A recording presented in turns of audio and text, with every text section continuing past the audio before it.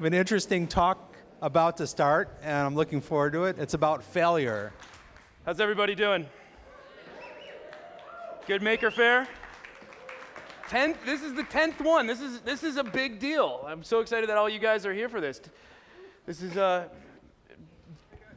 pretty significant moment for Maker Faire, and I'm excited that I'm gonna get closer to you guys because we're going to have a fun conversation. We're going to talk about epic fails. So for those of you guys who don't know, my name's Mike Senese. I'm the executive editor for Make magazine, and I get to find and help tell amazing stories about makers and the maker movement. And some of my favorite makers are these three guys that are sitting right next to me.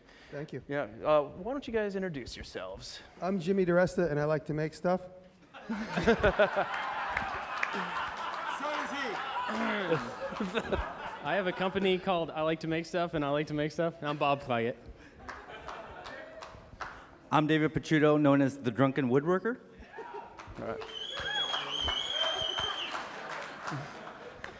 So I assume that some of you guys are familiar with some of these guys, why you may be here. And they all have individual channels that are fantastic, but one of the things that I really love is that the three of my favorite makers, have banded together, and you guys are doing an incredible podcast now that is a ton of fun to listen to.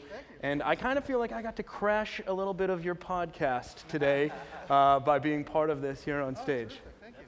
So I got this headset, I got my Janet Jackson microphone on. You guys have this one handheld one, so let's make sure that we're passing that around so the audience can hear everything and we get it recorded nicely. But I want to start off by saying, what does epic fails mean to each one of you guys? Just the overall broad term itself. David, go ahead. For me, an epic fail is trying to do something that you never finish, right? You're gonna work on a lot of things throughout life, and you're gonna have little failures, but most of the time you're gonna overcome them. An epic fail is when you don't and you give up on the project. That's an epic fail to me. Mm-hmm. Yeah, I would say kind of the same thing, except in my mind, like epic is you put it out there. Like you do something that is so in front of you and in front of the people that are watching you, and when you fail in that capacity, it has a bigger effect on you than it would as if you were failing when you're by yourself. So I think of it as that.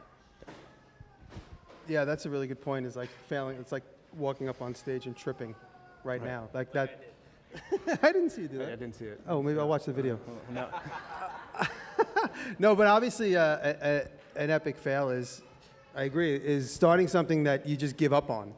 You know, whether it's, whatever that pursuit is, and you're partway through it and you realize this is bigger than me, bigger than my skills, bigger than I can handle, or in another vein, perhaps you get injured in the process of doing something beyond your scope. I mean, that's obviously an epic fail.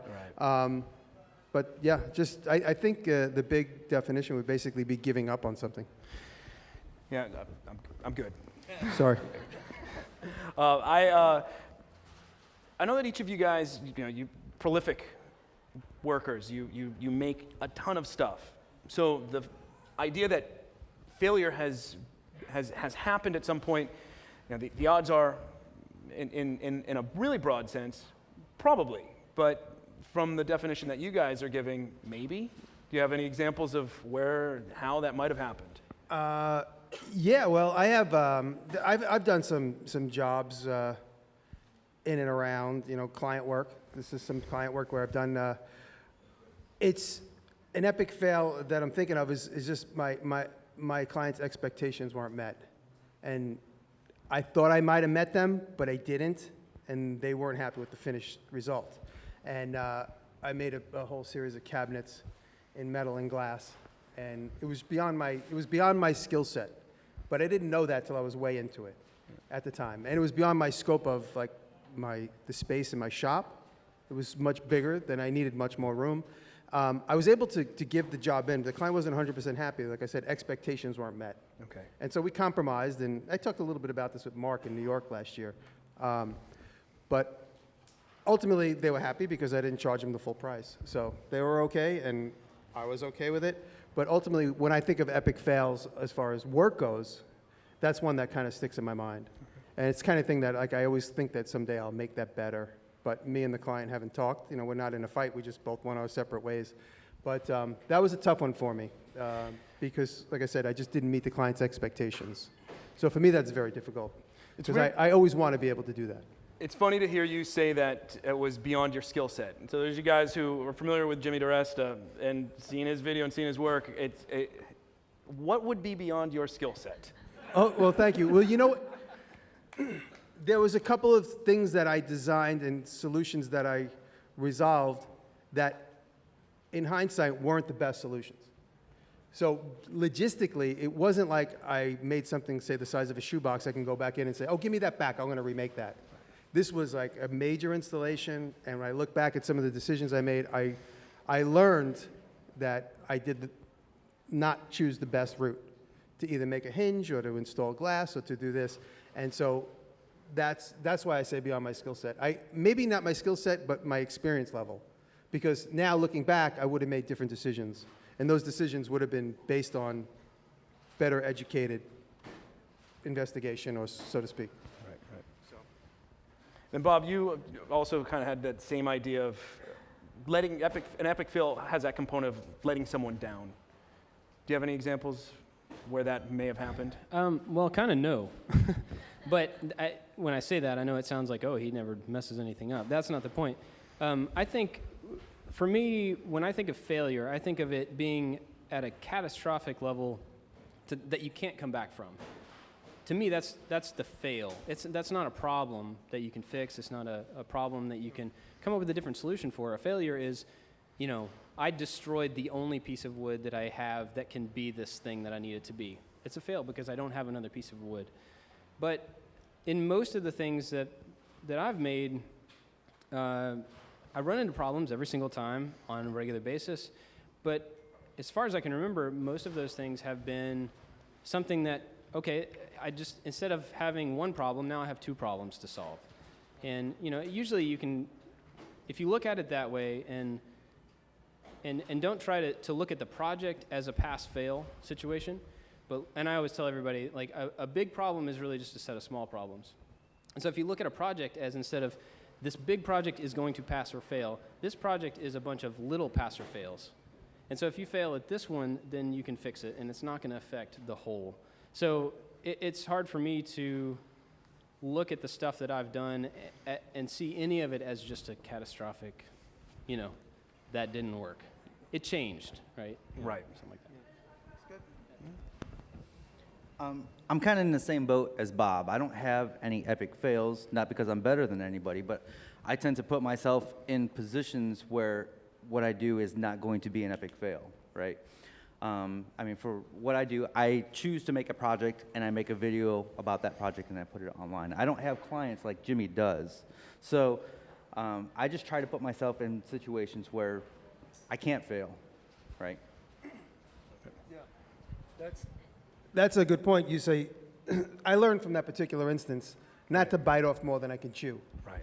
Based on the logistics of my shop, which is in a basement in New York City and small, and now I'm utilizing my bigger space in upstate more often, so I'm able to take on bigger jobs. But so I do decide to not take on a job if I could see a potential, and we're calling it epic fails, but I say expectations not met, you know, in the client situation. As far as like genuine epic fails, I mean, many of you know I cut my pinky off on a table saw, so I consider that a pretty epic fail. Yeah, that's... They sewed it back on, but it doesn't really work anymore. But Yeah. when I think of epic fails, when we were discussing this, like if I think of like the one thing that like, wow, I wish that didn't happen the way it happened, that's the one thing. And so ever since then, that was 5 years ago, I'm much more careful than, leading up to that point, I've been using the table saw for 25 years, so I was very confident. Yeah. Now I got hurt, and I know, well, you know what, confidence is one thing, but being safe is another thing. So I learned from it. Says the guy who carries an axe on stage. So I don't want to make light of your pinky, but I would say better your pinky than someone else's. Yeah, absolutely. I mean, I talk about it openly, and a lot of people ask me, and you know, people that don't know ask me why my finger's crooked in some of the videos, and I say I cut my pinky off on the table saw, not being safe, and this was, I did not have a saw stop. I still don't, but it's in my mind to get one. It is.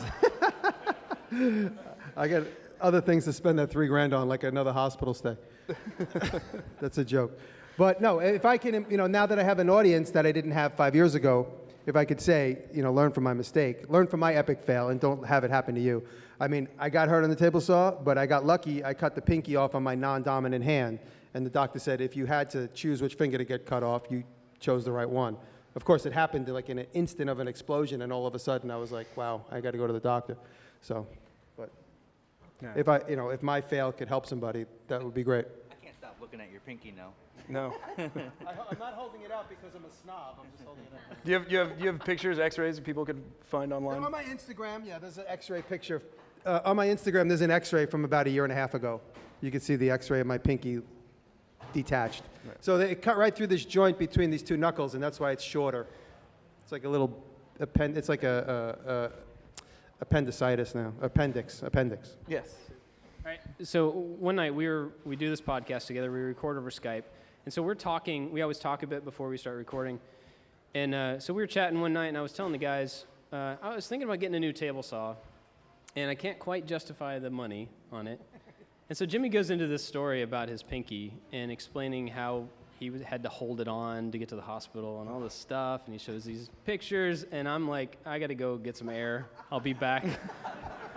And the next day, I bought that table saw. So if anything, he actually did make a difference in, putting safety. But, and that's partly for me, but it's also partly because I learned from his mistake that it's something that even somebody with a ridiculous amount of skill can still run into unexpected stuff. And if you can put, things in place to help safeguard against those things, then you should. And I have young kids that I want to be in the shop. I want them to understand how tools work, and I want them to be able to be hands-on.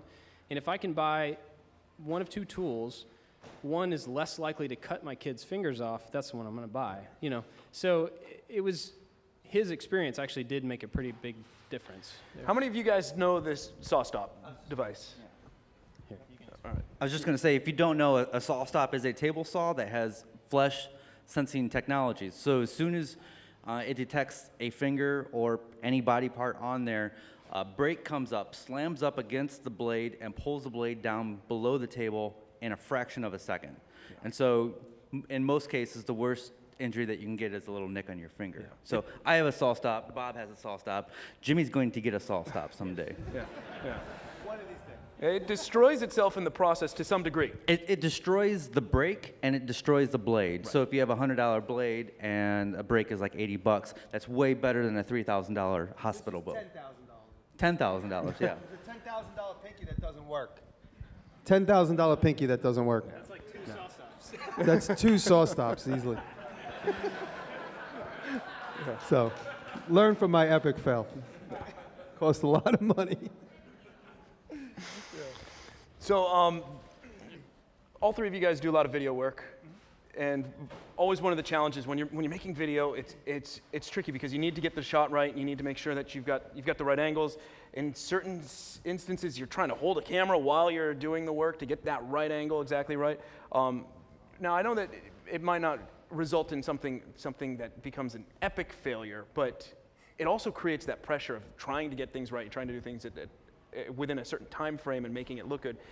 How are those challenges for you guys? It's funny. I'm thinking of this exact example while you were talking. I just put this video out where I use this axe I made. In the end of the video, I chopped this big tree down. It's not big, but it's a dead tree. It's been dead for a long time. It's about 13 inches in diameter. And I walked out there. It's muddy. It's murky. I had to walk from where my quad ended, literally a quarter mile to the tree through mud. So I dragged all my equipment with me. So I took one trip. And when I set up all my cameras, I was kind of wasn't really in the right frame of mind to I was kind of annoyed. And so I set up all these camera shots. So I got 4 camera angles, and I only like one of the 4 I got. So I was I don't want to miss this opportunity of me cutting this tree down and it falling. It looks okay, but when I watch the edit, I'm like, why didn't I do this, and why didn't I do that, and why didn't I do that? It's because I just kind of murked through this swamp to get there, and I was distracted and annoyed, and my boots kept getting sucked off my feet, and it was a real pain in the butt. So if I was in my shop, I was in the right frame of mind, and I was able to I was kind of rushing too because sun was going down. So I didn't set up the shots I wanted. Another time, another place, I'll remember that example and take more care in choosing the shots that I wanted. So there's just an example of that. Yeah, I think it's easy when you start making videos and you're trying to make sure that you show, like in my case, well, all of us, we show every bit of a project. And in doing that, it can be really easy for me to overthink, like I got to fit all this stuff in. And so I'm just going to move the camera, I'm going to get the shot set up, and then I'm going to do the work because I have to move on to the next thing. And that has led to some good shots, but some sloppy work. And when you do sloppy work, no matter how well it's produced, no matter how slick the editing or camera shots or whatever it is, somebody will see that and say, you're being sloppy with a tool, and that's dangerous. And that will destroy any validation you get from like having a slick video. Right. So I found that pretty early on and realized that it's way more beneficial to focus on what you're doing, like what the cut is or whatever the work you have to do in front of the camera. Focus on that, figure out where you're going to move, and then work the camera around where you're going to move. That way you know that no matter what the camera sees, you're doing the right thing, and that's going to translate a lot better than camera work. Right. I haven't even thought about this until just now, but I set up for the cut that I'm going to do, get everything set, and then I move my camera or tripod around and then film. And I guess that's just me being safe. I might be the drunken woodworker, but I'm extremely safe in the shop. The safe drunken woodworker, right? What I find, and tell me if you guys find this as well, is sometimes you'll set up the shot, you'll set up the camera, and you think this is a good angle, and you're capturing the action. And then when you post the video online, the angle that you chose looks like you're being very unsafe, right? It looks like your fingers are really close to the blade, or you're doing something that's not correct. And that's the tricky part of filming woodworking for me is trying to be artsy, trying to tell the story, and trying to show safe methods. I don't always show the safe method. No. I don't always show the safest method, but if you see my disclaimer, it says, do as I say, not as I do. Yeah. Be safe. So I'm sorry if anybody doesn't like that. No, we post a video of Diresta's. It's every other week that we get them up. Every other week, on a Thursday, typically. Yeah, and then you've got, beyond that, you're just doing a ton of your own videos. Yeah, I try and put up as much content as I can. I mean, I film as much as the work that I do as I can. Right. So I do see some comments about your work. Yeah, But it's all right. more of them on the I'm super inspired now and I'm going to go make something. Yeah, that's side. it. I mean, I think people understand when they watch me that I obviously have like a level of confidence. Confidence is not the same as skill, but I try to possess skill as much as confidence. But that just comes from time spent at these machines and doing this thing over and over. I've been doing it for a really long time. But when people complain about the things I do, I always say, no one's complaining about somebody on a skateboard. I think you can get much more injured much more quickly on a skateboard.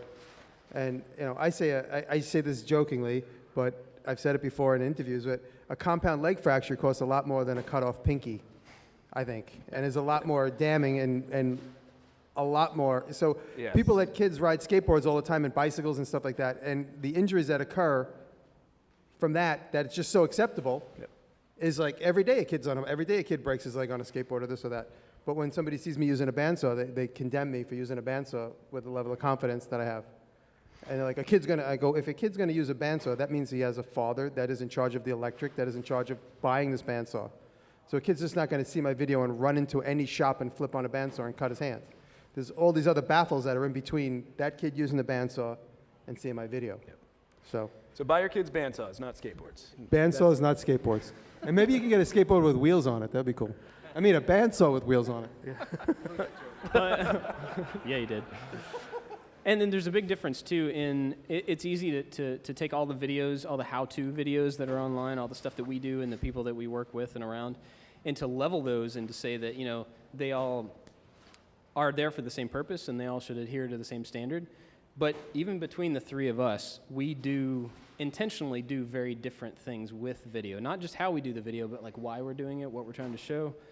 I wouldn't say that Jimmy's are trying to teach people how to do the stuff that he's doing.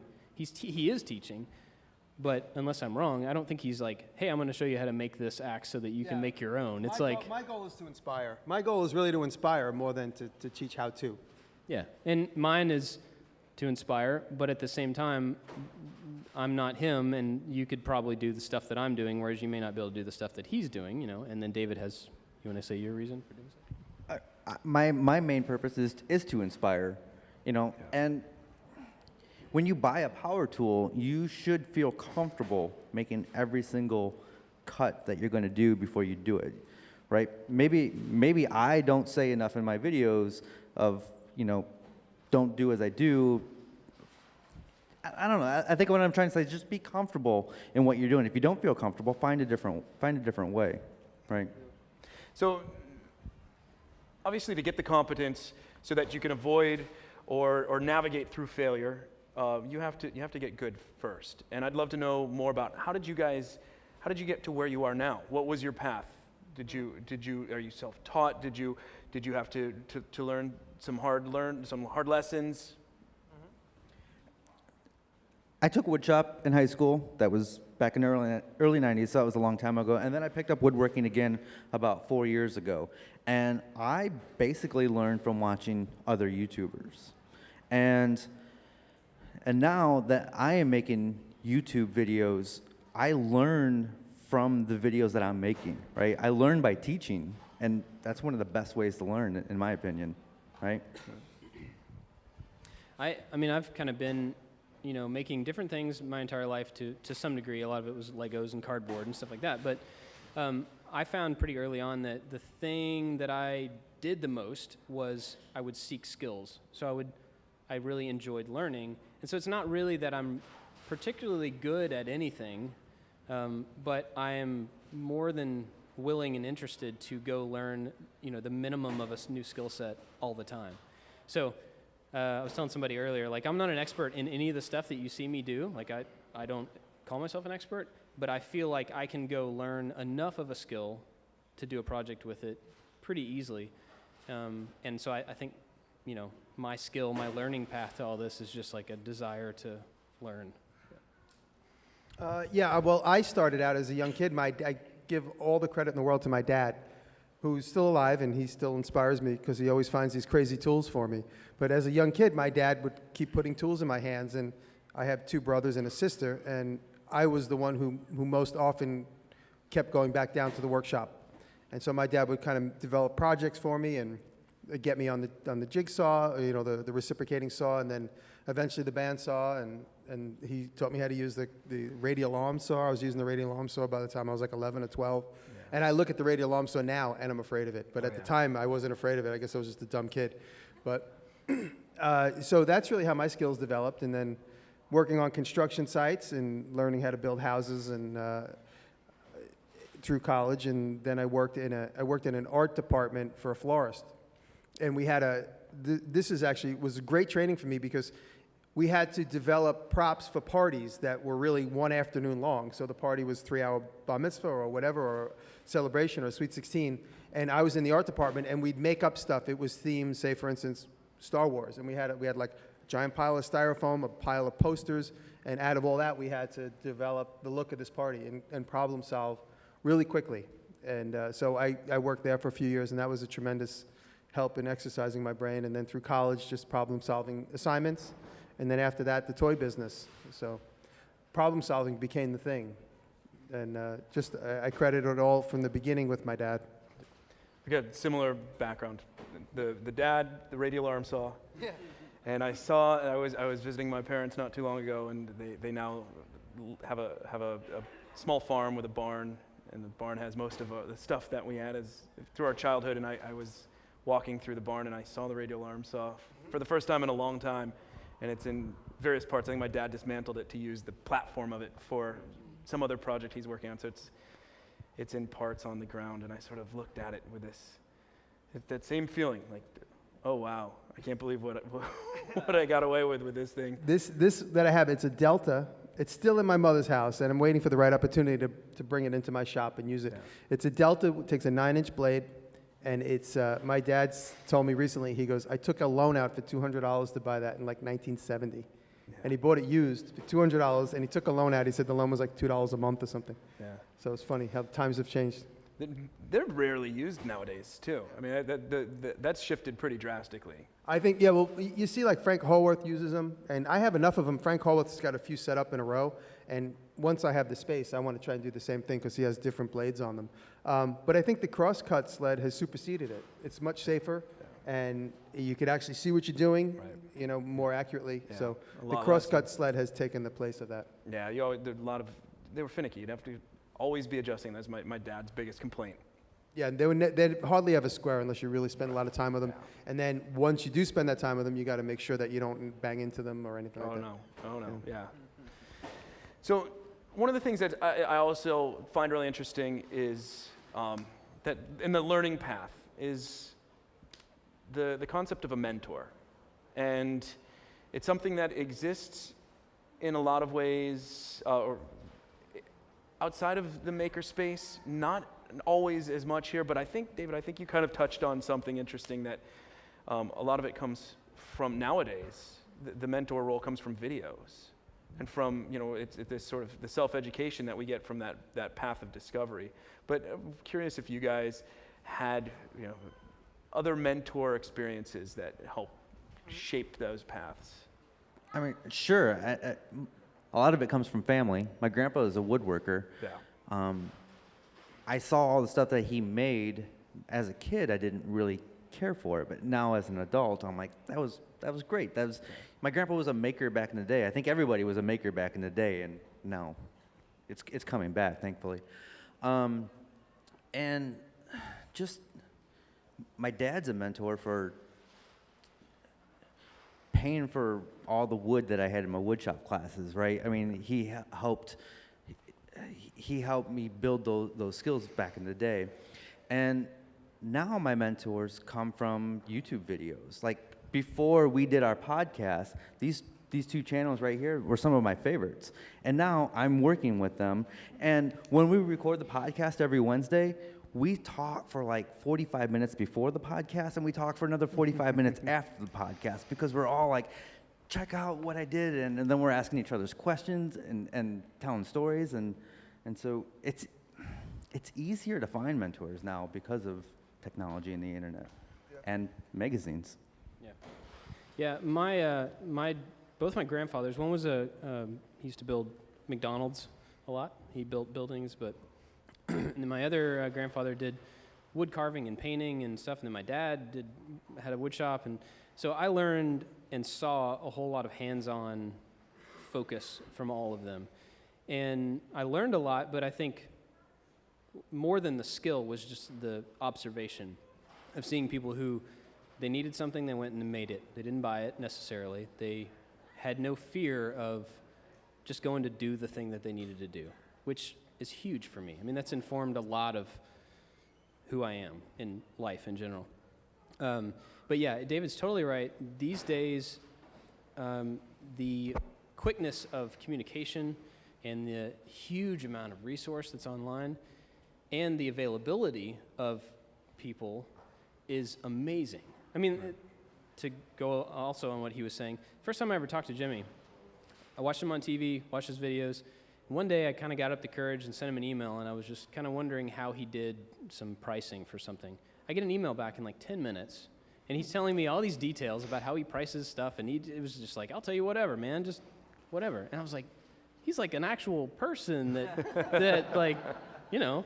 And that was huge because it made me go, oh, wow, he's a person. There's other people that I watch on YouTube that are people, and they want to talk, and they're helpful. And so you end up with all these kind of loose relationships with people who are willing to share stuff, and that's amazing. So, yeah, that's thank you. That's nice.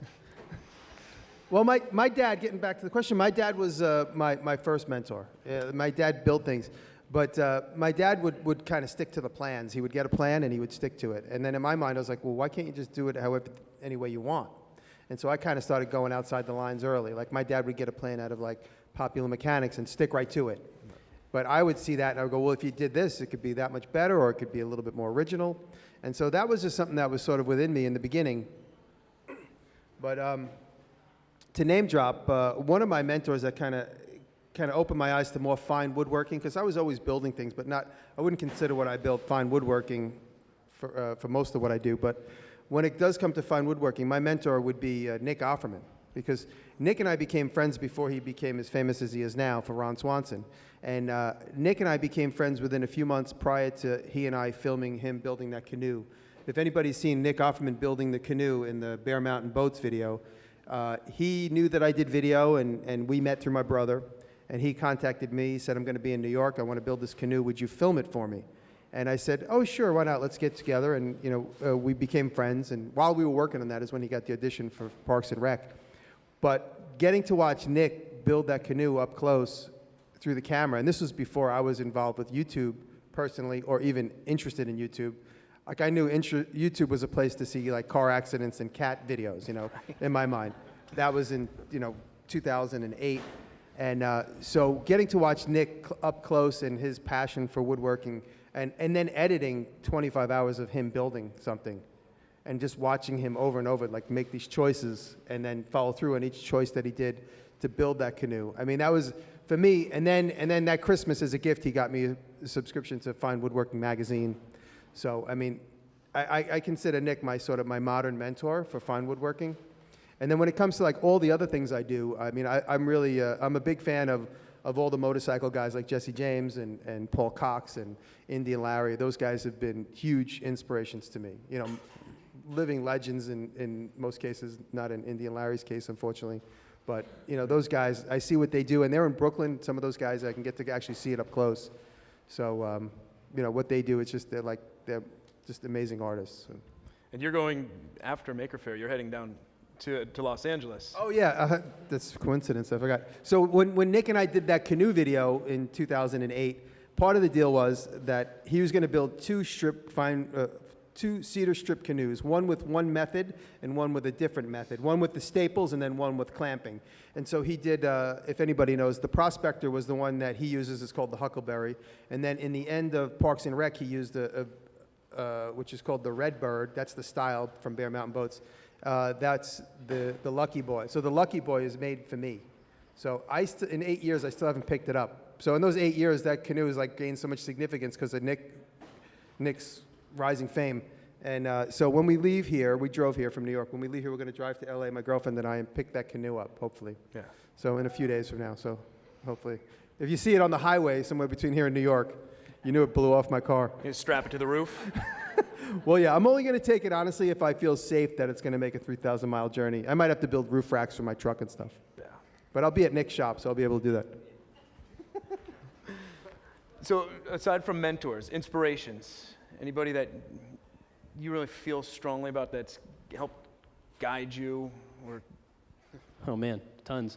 I have a lot of inspirations for what I do that are not in what I do. Particularly, there's a guy named Jack Conte. I don't know, he's a musician, and I actually get to go meet him in San Francisco on Monday, so that's awesome. But he is a musician who got frustrated with the situation of being able to produce music and create a living from it. And so he took it into his own hands and made a company and did all this stuff and, like, built an infrastructure for us to be able to do what we do, to be supported by the people that watch us. And he's really inspiring for me for the fact that he found a problem that affected him, but it also affected, like, tons and tons of other people who were trying to be creative, trying to be artists, and it just wasn't viable to make a living off of. And so he changed the course of his life to try to fix that problem. And it's made a profound, I mean, I just quit my day job 2 weeks ago. That's right, congrats. Thank you. To do this full time. And people like him are the reason that's possible. And so that blows me away, that somebody can make a shift in their career and at the same time shift the career of thousands of people. Yeah. So for those who might be interested in utilizing this, it's called Patreon, and I wasn't trying to plug it as a service or anything, but it's basically like a crowdfunding platform, whereas Kickstarter would be crowdfunding for a thing. You want to make this thing, and we need money to do it. For people like us, it's like we want to continue to do things over time, And it's a way for the people that enjoy what we do to be able to support us on a regular basis. So ongoing Kickstarter kind of thing. That's great. Yeah, I like hearing about all the people. Actually, it's a pretty well utilized service too. As far as actual people, like Ray and Charles Eames, huge influence, and their granddaughter was on the stage earlier today. That was awesome. It was so great to see. There's family. Like I said earlier, my grandpa's an inspiration. I mean, people like Jimmy and Bob, they're an inspiration to me as well. But I get a lot of my inspiration these days from the feedback of people who comment on my videos. It's so encouraging. And I make a video and I put it out there, and you don't know how people are going to respond to it. And then you receive all these positive comments. And it's just, that's so crazy inspiring that I just cannot wait to get back into the shop and make the next project. There's a bunch of them sitting right here. Yes, thank you guys, for real. Thank you, I guys. agree with that statement 100%. It's like, I can't wait to put up a video and then get the comments back, you know, in a positive way and just kind of relish in that. It's really nice. And then I get lots of mail through the mail. Most recently I posted, I don't know if anybody follows my Instagram, a young boy, I think he said he was 7 years old, hand wrote me a note, and I put it on my Instagram. I opened it, and it really brought tears to my eyes. It was really, really, really sweet. And I actually went and bought him some tools, and when I get back to New York, I'm going to mail him some tools. That's great. Yeah, I bought him some tools from Home Depot. But when I think of who inspires me, I think of like one person who inspires me a lot, and it's not because I love his work, but because he produced so much work and so many bizarre little weird things, is Andy Warhol. He's always been because when I was coming through art school and I started studying different artists, and just the amount of work he produced, and the amount of people, even they might have been off the beaten path or weirdos or whatever, but artists in general around him, and how he inspired that whole group of the factory, and the amount of work that they put out. That kind of lit a fire in me where I feel like I always have to produce.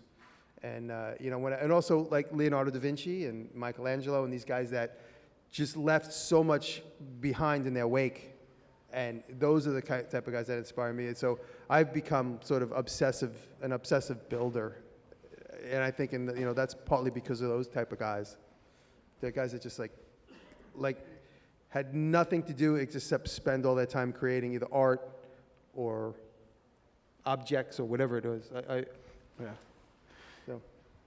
Any favorites of, let's say, Warhol? I was in the Pittsburgh Museum, and I saw Warhol did an image of Elvis Presley holding a gun, and it's silkscreened maybe 30 times in a row across a canvas that's as wide as this whole wall. And I just thought to myself, wow, people make huge canvases now all the time. And even back in the Renaissance, they made big canvases, and then they did frescoes and these big paintings. But that is just one thing in my mind when I think of doing something big, this tremendously long canvas. And I always just think to myself, how did he get it in here? When he first made it, how did he move it around? But in hindsight, I realized they roll those canvases up and then re-stretch them inside of a building. But at the time, I thought to myself, did they cut a hole in the wall and slide it in like a coin? How did they get it in here? But, and in fact, they just redid the MoMA in New York in the last 10 years, and they one whole wall opens up so they can get big sculptures in. It's in the back on 53rd or 4th Street. There's a tremendous garage door so they can get huge works of art. Oh, and another person that inspires me simply because of the tremendous size of the things he does is Serra. Is Richard Serra, the metal artist? Does anybody know who that is? He does these if you've seen a piece of his work, if you're up close and you're touching it, you're just thinking to yourself, this is prehistoric pyramid stuff in a modern age. And it's these huge, huge, huge, giant pieces of steel, 5-inch thick pieces of steel that are the size of a building. And how they get moved and how they get shaped. And I think to myself, a lot of times when I'm kind of stuck on a project and I think, I can't figure this out or I can't sculpt this, I think of, I compare myself to what the Egyptians have done and they have been able to do. Of course, they had the commodity of time, which I don't obviously have as much of time as the Egyptians did. And when you realize some of the stuff they made lasted through generations before it was actually finished. Right. But, I compare myself to what's been done. in a broader, simpler sense. If I think I can't do it, I think to myself, somebody did it similarly along the way, so it's possible. So that's another inspiring notion. Yeah, good mantra to follow along with. Yeah. Dream project. Cars. Next, I have the space. I want to build cars. Me and Gareth were talking last night about the cars in the new Mad Max movie, and I want to do art cars. Yeah. I want to like cut apart cars and connect them again, and I just was having a conversation with someone this afternoon. In my white trash neighborhood in upstate New York, there's a Rolls Royce rotting away in someone's driveway. They probably think it's worth $1 million, but it's just a pile of rust. And I was gonna, when the time is right, I'll approach him and see if I can have the Rolls Royce or buy it from him, and then I want to make it into a pickup truck. So, stuff like that, like combining bizarre notions and stuff. So I would love to have a Rolls Royce pickup truck. I would love to have a Rolls Royce pickup truck too. That I made.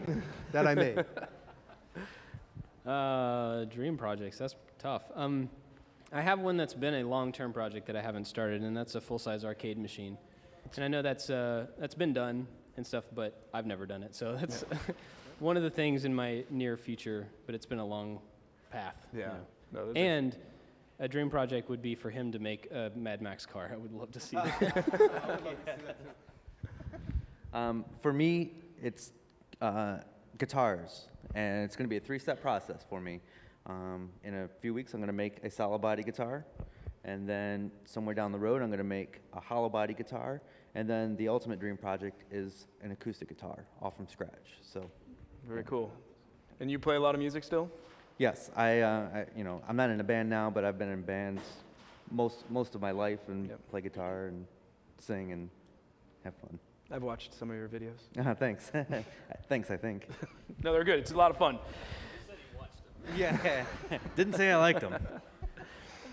So I want to leave a couple minutes in case there's any questions from the audience. So start thinking of questions that you might have. But to loop back to this concept, epic fails, 2 last things that I want to run past you guys. The first one is, what's your biggest fear when it comes to, when you're in this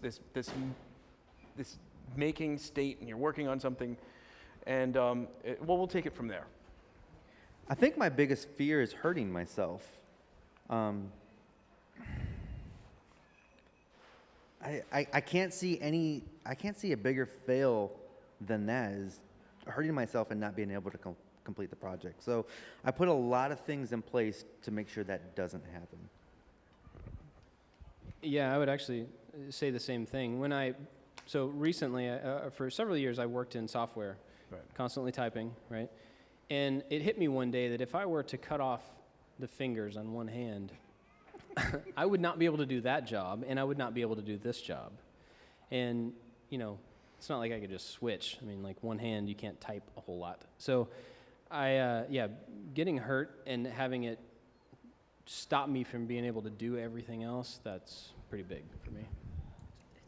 I would have to concur. Okay. Being injured is tough because, of course, when I hurt my hand, I had like 3 projects due, and I felt really stupid calling the clients and going, "I just hurt myself, so I can't." I'm like, what kind of carpenter did they hire that just cut his hand off?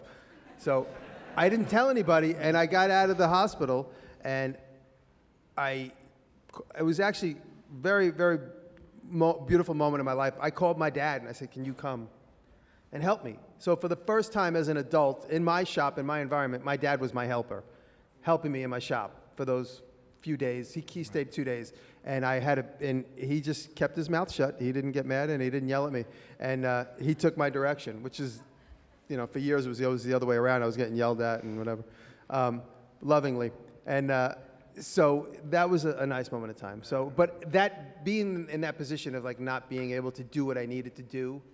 Is just tough. And knowing I can do it, but I just, I got a cast on my hand. So. Right.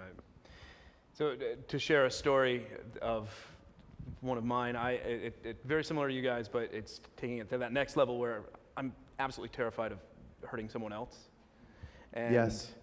I think a lot about, I made this TV show called Catch It, Keep It, and we did a lot of really frightening things because it was all around destroying stuff. And we had to really push the limit sometimes. But part of what I needed to do in that was make sure that as far as we pushed it, we were doing so as safely as possible. And some of the things, man, we really pushed the line there. I keep thinking about this one, the final episode where we had a football challenge. We had this robot mannequin that was supposed to carry, you're supposed to pilot it through this obstacle course with flamethrowers and swinging barrels that were, I forget how much they capped out on the weight-wise. But the worst part was these, we took a bunch of starter motors and we connected, I mean, essentially they were like lawnmower blades. They were not sharpened, but right about neck level. And when those things get moving, and they get whipping around really fast, they basically become completely invisible. So you just hear this sound. So there was, no one got hurt. Oh, wow. I thought you were going to end with someone got hurt. But wow, that was one of my most stressful ones that we shot. To your point, which I didn't think of, but you reminded me, one of the things I fear most is that something that I make will hurt somebody. Right. You know, like I do a lot of shelves. I build a lot of shelves, and I'll always tell the client, you know, this can only, don't put this on it, don't put that on it. And I built a shelf. I might have told this on a podcast recently. I built a shelf for a restaurant, and it's an old wooden shelf with these pegs that come in the back. And I left, and I come back a week later just to do other things, and I walk in, and they have like a 200-pound jug of lemonade on the shelf. And there's people eating lunch under it. And I'm like, I said, you didn't tell me you were going to do that. They're like, oh, no, we told you we were going to put that on there. I'm like, nobody told me that because I would have prepared for that. So that very afternoon, I went and made brackets and reinforced the shelf to carry the weight because it was just cantilevered on a couple of bolts in the back. And I couldn't believe it hadn't fallen up to that point when I walked in and saw it. I mean, I would never have done what they did. Yeah. So that just sets an example in my mind of like, I want to always make sure that anything I do, you know, if I get hurt, that's one thing. But if I hurt somebody else, it's going to be very difficult to deal with. Yep. All right, let's take some questions from the audience. We've got a microphone right here, so if you want to come up and speak into the microphone, that'd be great. We've only got a few minutes, so let's try to keep it to one question per person, and we'll give you guys brief answers. But after this, we'll run outside, and we can hang out in front on the side here, and we can keep the conversation going. Hi, big fans of all three of you guys. I just wanted to ask, like, when you're thinking about like taking on a project or you're at a crossroads in your life, how do you get over your fear of failure? How do I get over my fear of doing a project for somebody? Like doing something like not taking on a project or doing something because you're afraid that you're just not going to. Oh, okay. Well, what I do is I got over that fear a while ago. What did exist years ago, but now when somebody challenges me with something that I don't know anything about, I just say, yes, sure, no problem, and then I go to YouTube. So, it's true. I would say, like I said before about a big problem being a bunch of small problems, when you can take a project that you're standing back here and you're looking at it and you can break it down and start to solve the little pieces, the fear of overall failure drops dramatically. And even if you don't have it all figured out at the beginning, I think starting to get those little wins, they add up and you start to build confidence, and then it's, you know. I think a lot of times what you need to do is just stop thinking about it and do it. It's like diving off of a diving board. You can stand on the top of the diving board and think about that dive for 10 minutes, or you could just do it. And once you dive in like that, you're going to find you're going to come up with the solutions to those problems. You're going to get over those fears and actually accomplish what you need to do. Thank you. Thank you. Thank you. Love your guys' work. So as you're building your organizations, how do you sort of give up control to other people and allow other people to fail sort of on your behalf? You know, as you're sort of, having more things going on than you can do by yourself, if you're at that point. I don't. Well, the example I can give is me doing TV shows with a group. Sure. Mike understands when you work with 20 people that have horrible ideas and they're not creative, but because you got hired into their world, you have to listen to them. My solution to that, YouTube.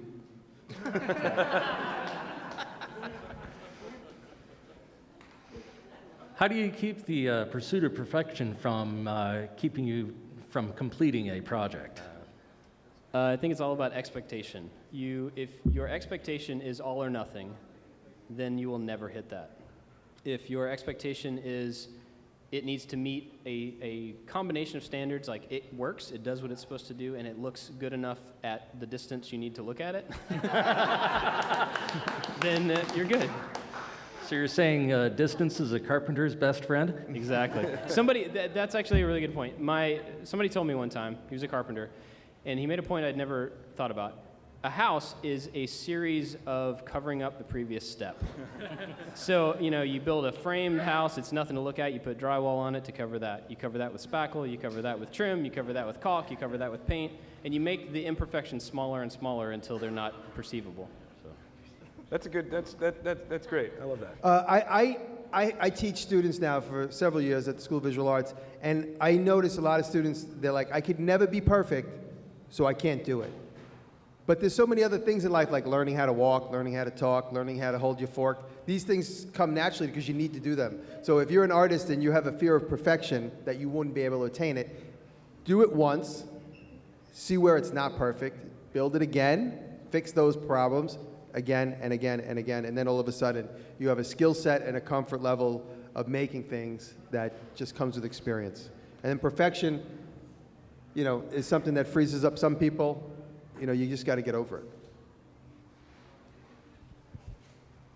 This is mostly for Bob, because you had a family and a day job and we're doing all this stuff. I was kind of wondering how you manage to schedule all of that. And maybe the rest of you guys too, like how you manage to schedule your time around videos and client work and all that kind of. There's no short answer to that, unfortunately. But I think it has a lot to do with just stacking order, prioritizing. And for me to be able to, I love my family, I love making stuff. The day job was a necessary step. So those things had priority. So in pursuit of those things, I let a lot of other smaller interests fall away for a while. Mm-hmm. And I think part of it is that. You have to decide what's worth your time, what's actually going to make the rest of your life and the impact you have better. And, doing the things that are fun sometimes doesn't actually make everything better. So for me, it was really a matter of narrowing my focus to the few things that needed all of me and managing from there. I know that's not really an answer for you, but that's... I think if you have a family, a lot of times what you can do, and I don't have kids, so maybe I'm speaking out of place, but if you plan things ahead and you tell your family hey, on Saturday between this hour and this hour, I would like to do this. Yeah. And most of the time, your family is going to give you that time as long as you give your time back to the family where you say, okay, on Sunday, we're all going to go get ice cream or whatever. Yeah. So plan ahead. And my girlfriend welds and does woodwork and stuff, so that helps me a lot. She's always in the shop with me. Of course. I will say, if you want to talk more about that, I love that topic, totally. So I'll be happy to chat about it. Thanks, guys. Hi guys, I got a comment and a question. The comment is for Bob. Next time Jimmy introduces himself as I like to make stuff, you should just spray paint Diresta over your shirt. My question is, since the skills that you three have are impressive and inspirational, what do you farm out, either because you don't like to do it, or it's too tedious, or you don't have the skills, or it's just not worth your time? What do you try to push off? Well, I have the luxury of having David Welder in my shop, and David has his own skill set, which is different from mine. So David, if you've seen some of the videos, he most recently I did this distillery model. David handled the tile work, which he's good at. He grew up doing that, and he grew up doing sheet metal. So he handled the sheet metal, which he should have handled all the sheet metal, but I thought I was going to be a hero and do it, and I realized he should have done it. But so it's nice to align yourself with people that have different skill sets than you, even if they're friends or associates. But it's the good thing about the internet is that you could source anybody, and I live in New York, so Brooklyn has a tremendous amount of resources. I could immediately go on and find somebody that could, I have to print an 8x8 foot banner in the next couple of weeks. I'm obviously not going to be able to do that. I'm going to have to find a printer and trust him. So the internet, Yelp helps, honestly, because some of these guys have good or bad reviews. So sourcing on the internet has been a big help for me in the recent years. I learned from a guy named Pat Flynn online. Take all the stuff you have to do, break it down into 3 categories. The stuff that you have to do, that you're good at, the stuff that you need to do, and the stuff that you don't want to do. And you put everything in one of those 3 categories, and then you start to find the people that are better at you at stuff and that can take things over, stuff that you don't want to do that's going to waste your time, and you find somebody to take that over, and then you can spend your time on the stuff that you have to do. Thanks a lot. 0. Let me check with the stage managers. How are we doing time-wise? 4 more minutes. Okay, we got time for a couple more questions then, if we go quick. Hey, just for you, Jimmy, on podcast 17, you brought up just now the distillery thing.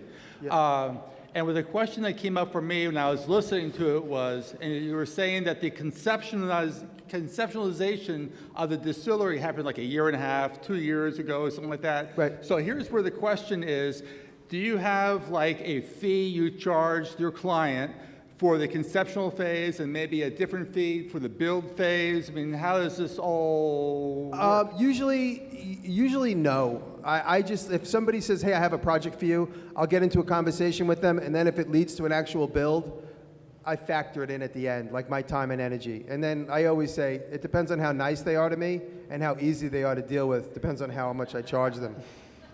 Honestly. Okay. So, but I don't usually do a consulting fee, unless that's all they want, and then that's established up front. Okay. So I was curious about that website that you mentioned that was similar to Kickstarter that helped you quit your day job. Oh, well, it was a part of what helped me quit my day job. It was what? It was just a part of what helped me quit my day job, but it's called okay. Patreon. Patreon? Patreon.com. Like a patron, Patreon? It's like a patron. You're a patron of the arts, but it's got an E in it. Okay. I don't know. I didn't do that. But yeah, I would check that out. And on the subject of helping me quit my day job, some people were asking about this earlier. It was one of many pieces. And there's a misconception among people that watch YouTube and people that do it full time that they think YouTube is paying for your life. And that's just not the case. I think anytime you step out to do something on your own, it's a combination of a bunch of different income sources and a lot of flux of up and down of income and stuff like that. But it is one direct way for people who like what we do to be able to support us. So. Okay, thank you. Yeah, sure.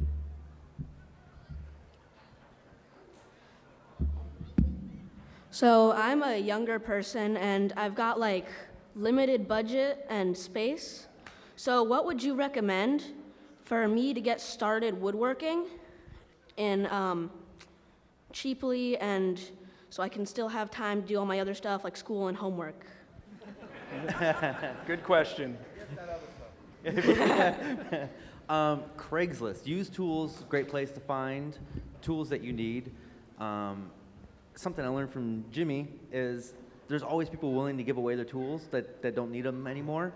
You can get all kinds of free materials from recycled things. Some people throw out old dressers and stuff and put it by the side of the road all the time. You can get wood from pallets. I don't know, any other? Yeah, I got a good idea. Like, you're talking about working in a small space. I think it was Steve Ramsey did a project recently where it looked like it was all finger jointed, but it was just stacked up pieces of wood, right? So work with smaller stock and make bigger things with smaller stock. So go to the lumberyard and buy a strip of 1x1 pine, and then you can cut it up into smaller pieces and then glue it side by side to create a bigger thing. And like I said, Steve Ramsey did this project recently where he stacked the wood kind of like a log cabin, and it looked like finger joints. And so that's a way to work in a smaller environment with more manageable materials, and you would only really need a saw, like just a little handheld crosscut saw. And then once you do that, you're going to get the bug, and you're going to say, I need a real table saw to make real finger joints, and then you'll figure that out. One thing at a time. Yeah. That's great advice. Yeah, that's actually a good point. Just get one tool at a time because you never know what part of all this that you're actually going to want to pursue.